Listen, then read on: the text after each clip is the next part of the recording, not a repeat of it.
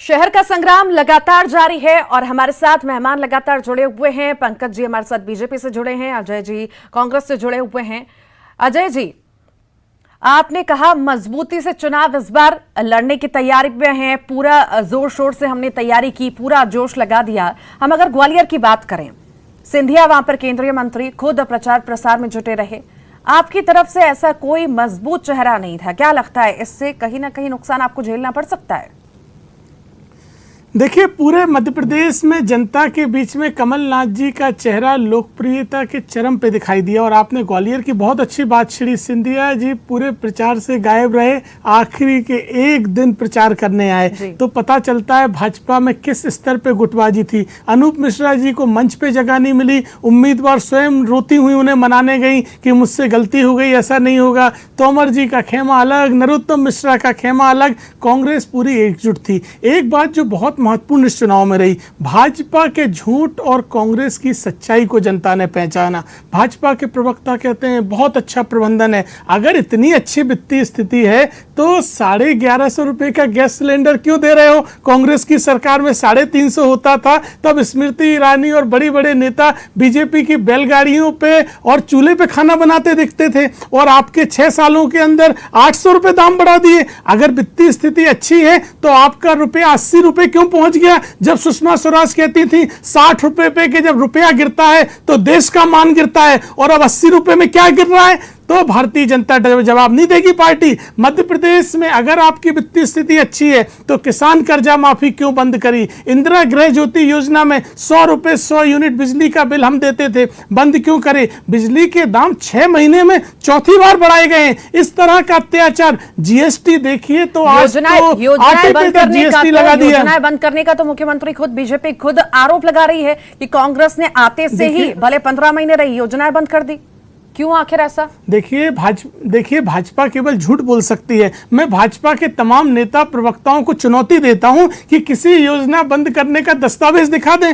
Congress party द्वारा अपनी नई योजनाएं भी चालू करी गई और भाजपा सरकार की एक भी योजना बंद नहीं करी गई। बड़े बड़े नेताओं को शर्म आना चाहिए, इस तरह की झूठी बात करते हैं। मुख्यमंत्री जी ने 50 बार कहा संबल योजना बंद हुई। एक दस्तावेज ला दें जिसमें लिखा हो कि संबल योजना कमलनाथ सरकार ने बंद करी। भाजपा के नेता झूठ बोलते हैं। और नगरों में जिस तरह की अव्यवस्था, आप भोपाल को ग्रीन सिटी बनाएंगे, 5 लाख पेड़ काट दिए, 250 एकड़ जमीन कलियासोत और कोलार के बीच में आपने पेड़ों से हटा दी। इंदौर में पीपी मोड पे पूरी सड़कें बनी, मेंटेनेंस के नाम पे 1.25 लाख रुपए प्राइवेट कॉलोनाइजर वसूल रहे हैं, और आप इंदौर का श्रेय ले रहे हैं। स्मार्ट सिटी में रिंग रोड तक नहीं बन पाया जब कमलनाथ जी केंद्र में मंत्री थे। 300 करोड़ बीआईपी रोड के लिए दिए, तालाब के लिए, वृक्षारोपण के लिए पैसा दिया। यहां तक कि मास्टर प्लान 17 साल में ये सरकार नहीं बना पाई। कितनी गंभीर है जो सरकार मास्टर प्लान नहीं बना पाई। 15 महीने की हमारी सरकार ने मास्टर प्लान बना लिया था। इनकी सरकार बनते ही फिर ठंडे बस्ते में मेट्रो 15 सालों से कागजों में चल रही थी। कमलनाथ जी ने पहले डीपीआर के लिए पैसा दिया, और इंदौर भोपाल में मेट्रो के पिलर कमलनाथ जी की वजह से दिख रहे हैं। जनता अब ये झूठ में नहीं आने वाली है। नगरीय निकायों में सफाया होने वाला है भाजपा का।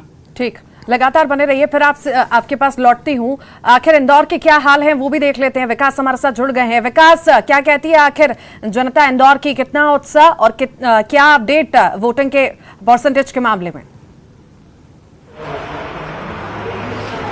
बिल्कुल ऋतु, जिस प्रकार से कल अचानक तेज बारिश हुई, उसके बाद कई तरह की बातें निकलकर सामने आ रही थी कि जो मतदाता है वो मताधिकार का उपयोग करने कैसे पहुंचेंगे, क्या हालात होंगे, इस तरह की तमाम संशय की स्थितियां निर्मित हो रही थी। लेकिन आज सुबह से लगातार बड़ी संख्या में मतदान केंद्रों पर मताधिकार का उपयोग करने के लिए मतदाता सुबह से पहुंच रहे हैं। हालांकि बहुत ज्यादा लाइनें जरूर नहीं देखने को मिल रही, लेकिन समय अनुसार सभी मतदाता अपना मताधिकार का उपयोग करने के लिए पहुंच रहे हैं। अब तक जानकारी के मुताबिक लगभग 50% से अधिक मतदान पूरे शहर का हो चुका है। सुबह से ही लगभग 2000 से अधिक 2250 मतदान केंद्र पूरे शहर भर में बनाए गए हैं। सुबह से ही मतदाता पहुंचे थे। लगभग 10 बजे के बाद कुछ देर के लिए मतदान धीमा पड़ा था, लेकिन उसके बाद फिर से जो रफ्तार है वो अब देखने को मिल रही है। लेकिन जो मतदान का जो प्रतिशत है, जो मतदाताओं में जोश है, वो ये बताने के लिए पर्याप्त है कि वो नगर की जो सरकार है, शहर की जो सरकार है, उसको बनाने के लिए अपना मन बना चुके हैं। लेकिन ये किसके पक्ष में होगा, ये फैसला किसके पक्ष में मतदान होगा, ये आने वाले वक्त में ही स्थिति स्पष्ट होगी। लेकिन शुरुआत से, चूंकि इंदौर की अगर बात की जाए तो बेहद जागरूक शहर है ही इंदौर, और उसको उसी का नज़ारा आप देखने को मिल रहा है। जिस प्रकार से प्रतिशत मतदान का जो है वो 50% क्रॉस कर चुका है। तो ये अब कयास लगाए जा रहे हैं कि शाम तक जब मतदान का वक्त खत्म होगा, मतदान थमेगा, उस समय तक मतदान का प्रतिशत बहुत अच्छा निकल कर आने वाला है। विकास, सुरक्षा के किस तरह के इंतजाम थे? अभी कुछ ही देर पहले हमने देखा झड़प की तस्वीरें हमने देखी कार्यकर्ताओं और पुलिस के बीच में। जी बिल्कुल, शहर के अलग अलग हिस्सों में कुछ ऐसी तस्वीरें निकलकर सामने आई। जिस प्रकार से पूर्व में एक बूथ क्रमांक 78 की जानकारी ऐसी प्राप्त हुई है कि वहां पर कुछ कार्यकर्ताओं और पुलिस अधिकारियों के बीच मामूली नोकझोंक हुई है, कहासुनी हुई है। कार्यकर्ताओं का आरोप था कि उन्हें पुलिसिया सहयोग नहीं मिल रहा है। हालांकि इसकी शिकायत उन्होंने अपने बड़े नेताओं से भी की, इसके अलावा पुलिस के बड़े अधिकारियों से भी की। इसका कोई एक वीडियो भी सोशल मीडिया पर वायरल हुआ। इसके अलावा आरोप है कि बीजेपी के कुछ कार्यकर्ताओं ने एक अन्य कांग्रेस के पदाधिकारी के साथ मारपीट की है। उसके बाद कांग्रेस की बड़ी संख्या में छतरीपुरा थाने पर पहुंचे थे। तो इसके साथ अलग अलग थानों की अगर बात की जाए, क्षेत्र के अलग अलग हिस्सों की बात की जाए, तो बड़ी संख्या में कार्यकर्ता जो है वो सक्रिय नजर आ रहे हैं और अधिक सक्रियता कई बार विवाद की स्थिति भी निर्मित कर रही है। कल रात से ही इस तरह की घटनाएं निकलकर सामने आई। हीरानगर थाना क्षेत्र में कल रात खातीपुरा में विवाद हुआ। इस दौरान एक नेता के कार्यालय में तोड़फोड़ की जानकारी भी मिली है। उसका CCTV भी वायरल हुआ। हालांकि पुलिस ने ऐसे लोगों को चिन्हित कर लिया, उनके खिलाफ केस दर्ज कर लिया है। बहरहाल कल रात से लेकर अब तक 3 से 4 ऐसी वारदात देखने को मिली, जिसमें दोनों ही दलों के जो कार्यकर्ता हैं वो आमने सामने हुए। मारपीट के भी आरोप लगे। इसके साथ कुछ कार्यकर्ताओं के पुलिसिया सहयोग की अपेक्षा के चलते भी कहासुनी जैसी घटनाएं निकलकर सामने आई। हालांकि ये किस वजह से हो रहा है, क्यों अपनी स्थिति निर्मित हो रही है, ये जरूर अब तक स्पष्ट नहीं हुआ। लेकिन पुलिस जो है वो पूरी मुस्तैदी का दावा कर रही है। बड़ी संख्या में पुलिस बल को तैनात किया गया है। 2250 में 300 से अधिक ऐसे मतदान केंद्र हैं जिन्हें संवेदनशील श्रेणी में रखा गया है। वहां पूरे मतदान केंद्र के आसपास के इलाके की वीडियोग्राफी कराई जा रही है। लगातार निगरानी रखी गई है। सुरक्षा के लिहाज से बड़ी संख्या में पुलिस बल को तैनात किया गया है। लेकिन ये एक अभी अगर देखा जाए कुछ एक अगर घटना को दरकिनार कर दिया जाए तो फिलहाल बेहद शांतिपूर्ण तरीके से मतदान का जो दौर है वो जारी है। बड़ी संख्या में मतदाता खुद इस आहुति देने के लिए यहाँ पहुँच रहे हैं मतदान केंद्रों पर। बहरहाल शाम तक कितना प्रतिशत निकल कर आने वाला है, कितनी बड़ी संख्या में शहरवासी इस मतदान जिस तरह की तस्वीरें हमने देखी थी, घोर बारिश हो रही थी और आम जनता कल ही परेशान हो रही थी। ऐसा कहीं ना कहीं डाउट था सभी के मन में कि पता नहीं आखिर कितनी संख्या में लोग पहुंचेंगे, वो जोश रहेगा नहीं रहेगा। पर तस्वीरें बयां कर रही हैं विकास की नहीं, चाहे बारिश हो, गर्मी हो, कुछ भी हो, तूफान हो, हम तो जाएंगे, वोट करेंगे। बिल्कुल, जिस प्रकार से मैंने जिक्र किया कि इंदौर बेहद जागरूक शहर है। यहाँ बेहद जिंदादिली से लोग जीते हैं और इसी की बानगी कल देखने को मिली। जब बेहद बारिश थी, मूसलाधार बारिश थी, उसके बाद भी शहरवासियों ने एक बारात निकाल दी। उसमें बड़ी संख्या में बाराती भी शामिल हो गए। तो शहरवासी ये बता रहे थे उस बारात के माध्यम से कि जब मूसलाधार वर्षा में वो बारात में शामिल हो सकते हैं तो मतदान केंद्र में तो वो पहुंचेंगे ही, मतदान तो करेंगे ही। उसी का नज़ारा आप देखने को मिल रहा है। भले ही सुबह से अब तक कुछ देर भारी गर्मी देखने को मिली, उमस बहुत ज्यादा है मौसम में, लेकिन जो मतदाता हैं उमस, बरसात, ठंडक, इन सबको दरकिनार करके अपने मताधिकार का उपयोग करने के लिए पहुंच रहे हैं। जिस प्रकार से कल ही ऐसे कयास लगाए जा रहे थे, संशय दिखाया जा रहा था कि मतदाता मतदान केंद्र पहुंचेंगे कि नहीं पहुंचेंगे। आज बारिश तो नहीं होगी। हालांकि मौसम विभाग ने ऑरेंज अलर्ट इंदौर में जारी किया है, बारिश के भी अनुमान लगाए जा रहे हैं। लेकिन इन सब को लेकर माइंडसेट जो मतदाता शहर के हैं वो कर चुके हैं। बेहद जागरूक शहर है। यहाँ लोग जो है वो बेहद जागरूक हैं ही, साथ में शिक्षित भी हैं। इसलिए उन्हें पता है कि अपने अगले 5 सालों तक प्रत्याशियों को या नेताओं को कोसने से बेहतर है कि आज हम अपने मताधिकार का उपयोग करें। आप लगातार नजर बनाए रखिएगा, आपसे अपडेट्स लेते रहेंगे। बहुत बहुत शुक्रिया जानकारी को साझा करने के लिए। पंकज जी, आपके पास आना चाहूंगी।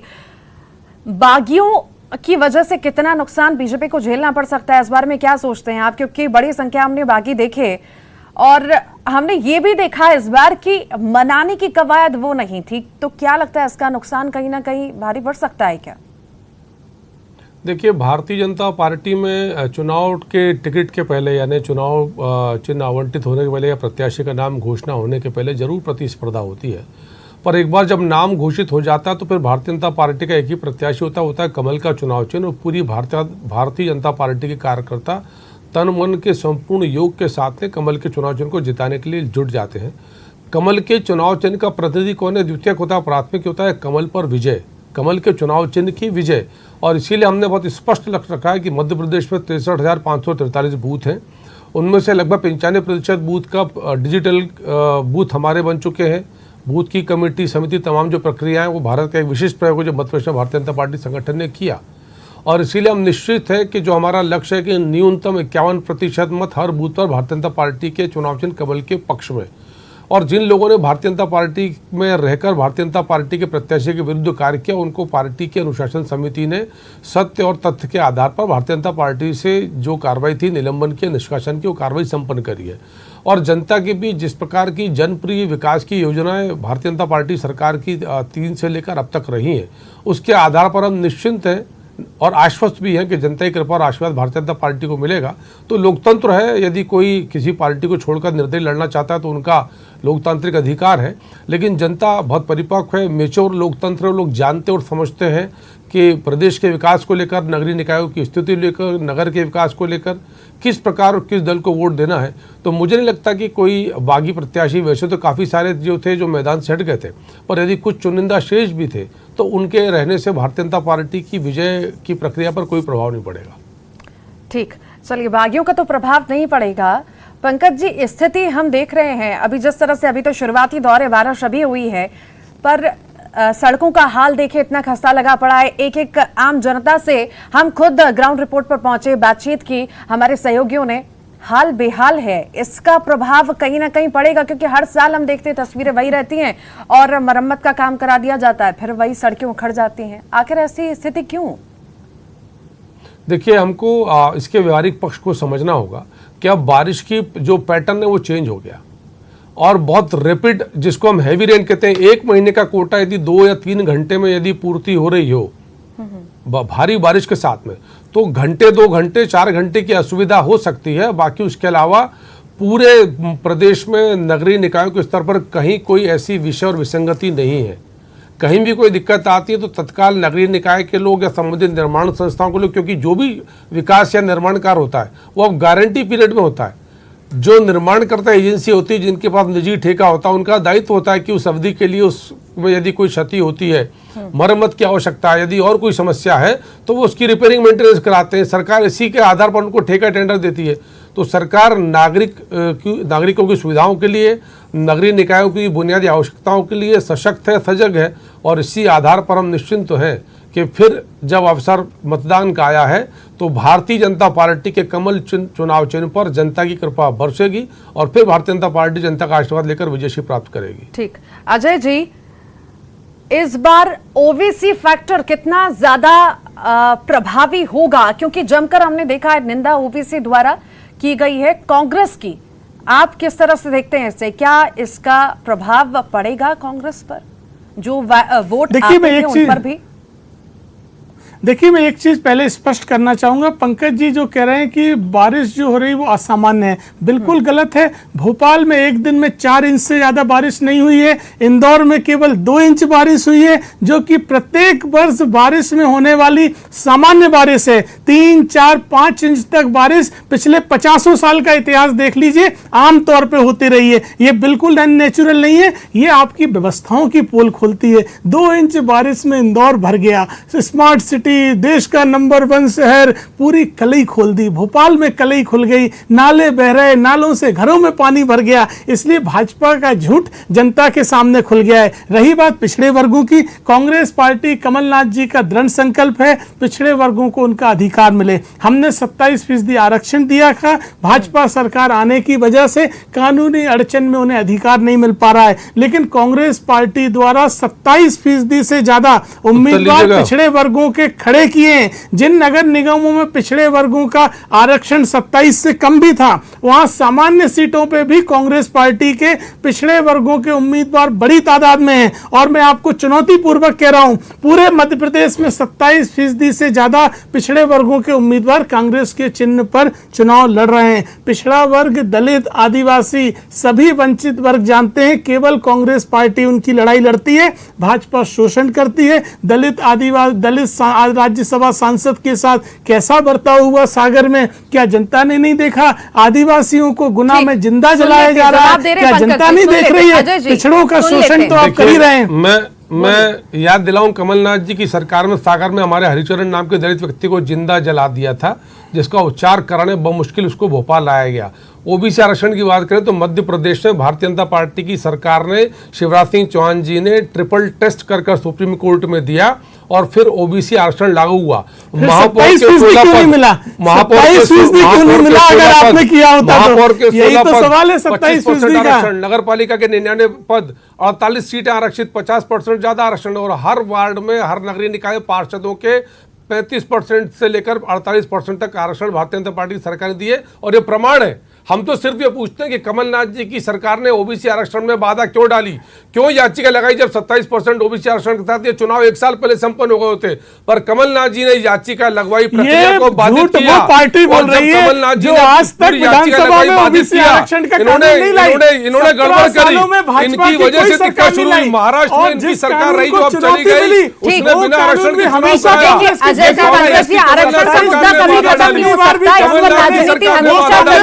मेरा एक सवाल, अजय जी काम डाउन, महाराष्ट्र में क्या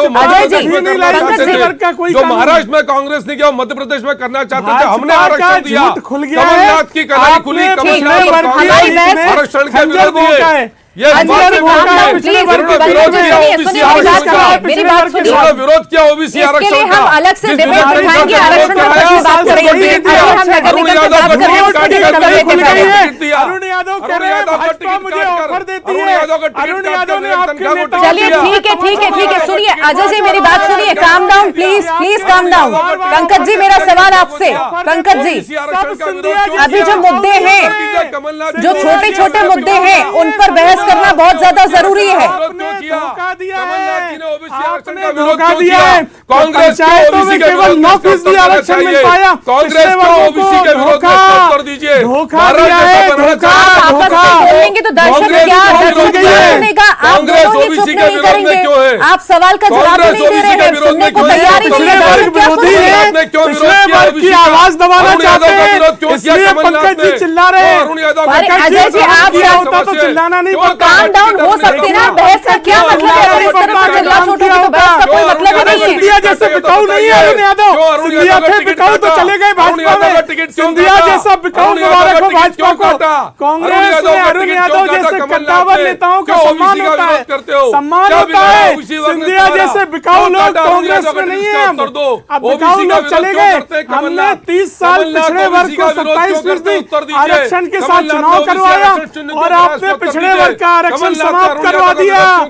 ये चिल्लाते रहेंगे क्योंकि धोखा दिया है, देखिए धोखा दिख रहा है, पिछड़े वर्ग का अधिकार छीन लिया और पिछड़े वर्ग के नेताओं की आवाज दबा रहे हैं चैनलों पर, ये भी दिखाई दे रहा है, पिछड़े वर्ग के नेताओं की आवाज दबा रहे हैं, पिछड़े वर्ग विरोधी है, पिछड़े वर्ग विरोधी है, आप पिछड़ा वर्ग विरोधी है, जनता ने देखा हुआ है, आप पिछड़ा वर्ग विरोधी है, पिछड़ा वर्ग विरोधी है, जनता ने देख लिया है, आपने पिछड़े वर्ग का अधिकार छीना, पिछड़े वर्ग को पंचायत। अजय जी आपने जवाब ही नहीं दिया, मैंने सवाल आपसे क्या किया, आपने किसी और डायरेक्शन में डिबेट को ले लिया, आपने जवाब ही नहीं दिया मेरे सवाल का। ठीक है, बहुत बहुत शुक्रिया अजय जी, आपका हमारे साथ जुड़े इस खास बहस में। पंकज जी आपका बहुत बहुत शुक्रिया। फिलहाल इस खास डिबेट में इतना ही। एक बड़ी खबर आपको बता दें बिलासपुर से, जहां पर सीएम भूपेश बघेल पृथक छत्तीसगढ़ आंदोलन के धुरंधर नायक पुस्तक का लोकार्पण करने पहुंचे। रामाधर कश्यप के प्रथम पुण्यतिथि में शामिल हुए। लखीराम अग्रवाल स्मृति सभागृह में कार्यक्रम का आयोजन रखा गया है।